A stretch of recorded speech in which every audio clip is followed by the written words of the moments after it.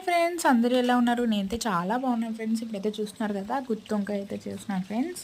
ఫస్ట్గా వంకాయ అయితే క్లీన్ చేసుకొని శుభ్రంగా కడుక్కునేసిన తర్వాత మనం అయితే ఆయిల్ వేసుకొని దీంట్లో మెల్లగా ఒక 50-60% అయితే బాయిల్ చేసుకుంటే సరిపోతుంది. చింతపండు, టమోటా, మసాలా అయితే గ్రేవీ అయితే ఎలా చేస్తున్నాను అనేది నెక్స్ట్ వీడియోలో అయితే నేను చెప్తాను ఫ్రెండ్స్. ఇప్పుడు చూస్తున్నారు కదా, ఒక 50-60% అయితే బాయిల్డ్ అయిపోతే సరిపోద్ది. తీసి పెట్టుకున్నాను. ఒక చల్లారిన తర్వాత మసాలా ఏదైతే ఏర్పాటు చేసుకున్నానో ఆ మసాలాని ఆ వంకాయలోకి ఫుల్ చేస్తున్నాను ఫ్రెండ్స్. అట్లా చేసిన తర్వాత ఉప్పు కారం అనేది వంకాయలకు బాగా పట్టి బాగుంటుంది.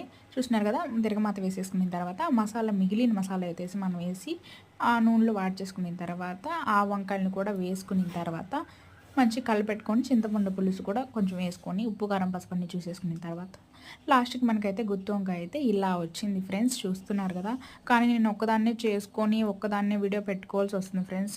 నా కష్టానికి మీరు కూడా ఒక లైక్ చేసి సబ్స్క్రైబ్ చేసుకోండి ప్లీజ్ ఫ్రెండ్స్.